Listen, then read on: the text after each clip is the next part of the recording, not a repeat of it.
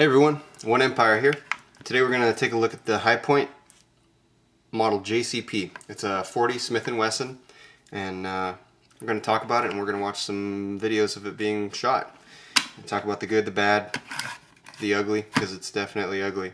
First, let's remove the magazine, clear it, make sure we're safe, and let's get to it.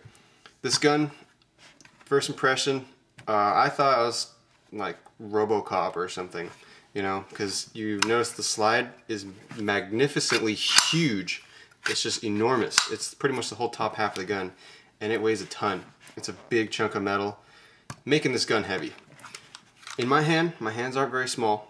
They're not huge, but this gun makes my hands look kind of big, especially because we're talking about a single stack magazine. 10 rounds, by the way.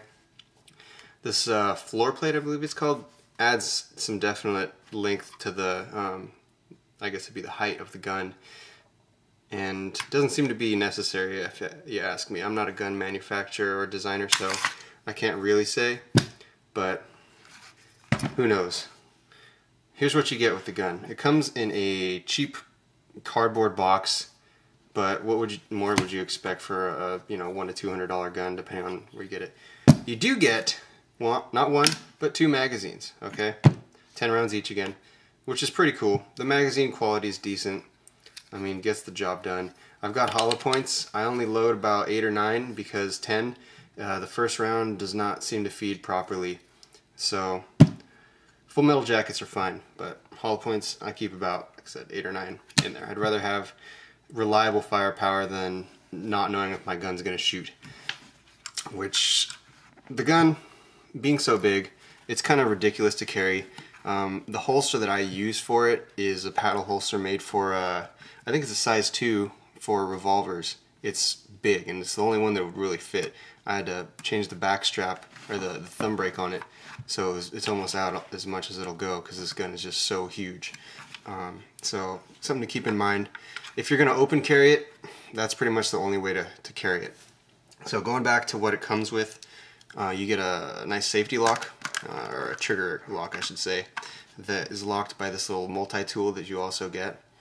You can supplement this with a padlock of your own. You just loop it through there when it's locked, and you can have really secure gun, making sure it doesn't get fired.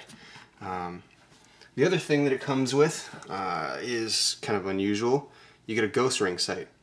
I'm probably going to install this because I don't usually carry this gun, and why not, you know? How many handguns have ghost ring sights? So, we'll see how it does for accuracy, which, you know, the regular sights do fine. It shoots great. You've got a long enough barrel, and I have no qualms about how the gun shoots. This huge heavy slide helps reduce felt recoil and muzzle rise. So, as far as shooting, it does great. With full metal jackets, again, it feeds perfectly every time. Had no issues. Part of that could be due to the fact that if you can see in here, let's get the right angle. I polished the feeder amp. You see that little silver there? Went in with the Dremel. I took the barrel off and polished it up, and it didn't feed as great. But from the factory, I should let you know that the gun is not oiled very well, if at all. So go in there, lube everything up, get in there and polish that feed ramp, and you're going to have a way better gun than what it comes. And it's a minimal amount of work to do. Alright, so talking about the gun itself, you've got a safety which also locks the slide forward. It does not release the slide after, well, if there's a round, if it's locked like this, you can load a magazine and close it, and it will close. But if it's locked back from an empty magazine, that won't work, unlike some other guns.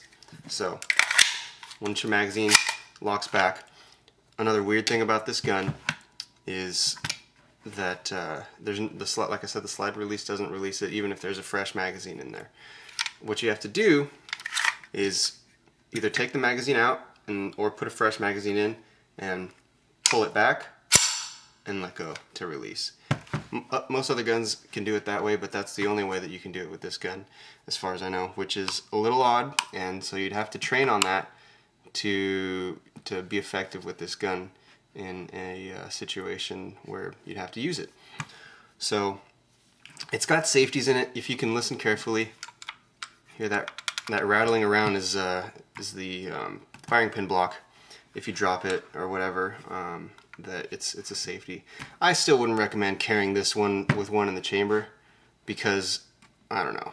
It seems to be a pretty well-made gun for the price, and Hi-Point cut costs in certain areas, but made sure that they didn't make something that, no offense, China, would come from a country like that, where you just wouldn't even want to tote that thing around if you didn't have to. So keep 9 in here, 9 hollow points, pretty good firepower. I mean, for, like I said, going back, it all comes down to cost for this gun. Plastic, they call it polymer, but I'm just gonna say plastic because it's cheap.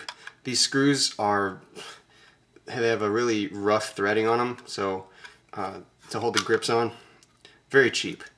You do have the texture on the grip, which is kind of nice, and the